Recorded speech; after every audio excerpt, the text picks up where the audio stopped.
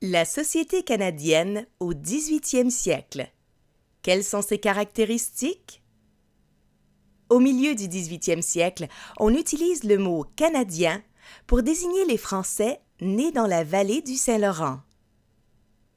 La population canadienne forme désormais une société différente de celle de la métropole. Une société qui se distingue, entre autres, par son mode de vie et son organisation sociale. Pour s'adapter à l'hiver canadien, les colons ont adopté de nouvelles habitudes de vie. Leur façon de s'habiller montre, par exemple, plusieurs emprunts aux Amérindiens. Comme eux, ils portent des tuniques de cuir en peau d'ours ou de caribou, des gants en peau d'orignal et des mitaines en fourrure. Ils chaussent des mocassins pour se déplacer en raquettes. L'été, par contre, ils portent des vêtements typiquement français.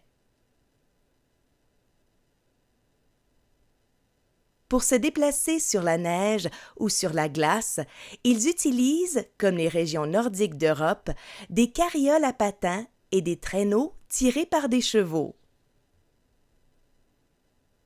Le printemps, l'été et l'automne, ils utilisent, comme les Amérindiens, les cours d'eau pour se déplacer sur de longues distances. Les canaux d'écorce amérindiens et les barques françaises sont, à cette époque, les deux principaux moyens de transport dans la colonie. Les Canadiens construisent des maisons d'inspiration française, mais plutôt que d'être en pierre, la plupart des maisons canadiennes sont en bois, un matériau que l'on trouve en abondance sur le territoire. Les toits sont aussi plus pentus qu'en France pour permettre à la neige de glisser. Les fondations sont en pierre des champs pour limiter les effets du gel et du dégel au printemps. Quant aux fenêtres, elles sont plus petites pour mieux conserver la chaleur en hiver. Dans les assiettes des Canadiens, une bonne partie des aliments sont d'origine européenne. La culture du blé, importée au début de la colonie, est très importante, car au 18e siècle, le pain représente plus de 50% de l'alimentation quotidienne au Canada, comme en France. On cultive aussi les plantes potagères et les arbres fruitiers de la métropole qui s'adaptent au climat canadien.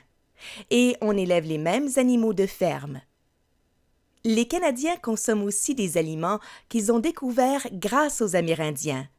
Ils utilisent des techniques amérindiennes pour chasser le petit et le gros gibier et pour pêcher.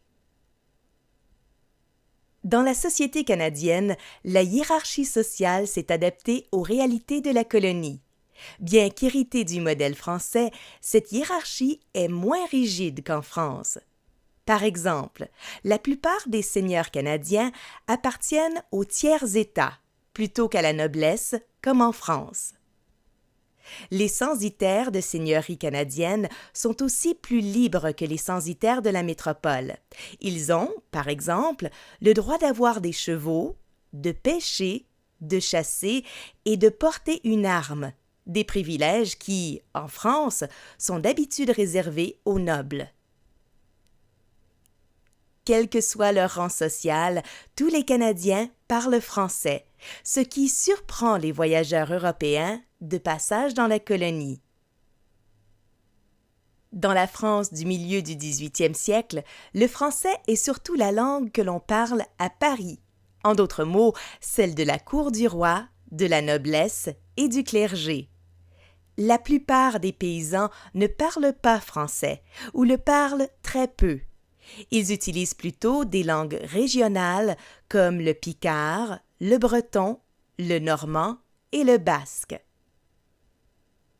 Ces caractéristiques de la société canadienne montrent qu'au fil des générations, les habitants de la vallée du Saint-Laurent ont développé un mode de vie adapté à leur territoire et aux réalités de la colonie. Au 18e siècle, ils forment une société où se mélangent des traditions d'origine française, des emprunts aux Amérindiens et une façon de vivre typiquement canadienne.